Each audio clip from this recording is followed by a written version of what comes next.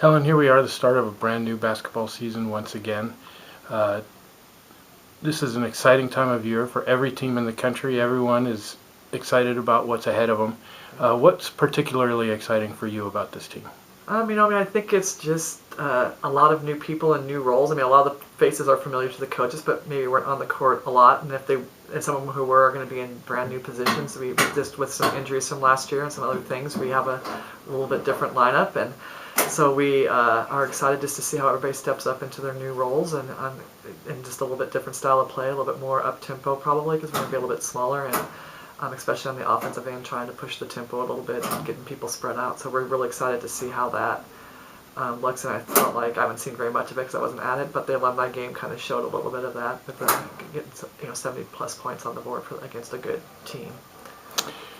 What are you particularly pleased about these last 4 or 5 weeks of practice and training and preparation for the start of the season? What has gone better than most years? I think just the team buying into just the core values and just their commitment level and their being teammates first and being there for each other and just really pursuing those things. And then I think just really not having a hierarchy, just people helping each other. The freshmen are stepping up big and stepping in early, and the upperclassmen are welcoming that. And then just the work ethic being fairly consistent early on when there's so much thinking sometimes it goes in cycles of like, hey, we're learning something new, and it just kind of stagnates, and they've really pushed through that well this year, I think. We're opening this coming weekend against 2 teams from Southern California. What do we know about them? Anything at all, or is it just a matter of focusing on what we have to do?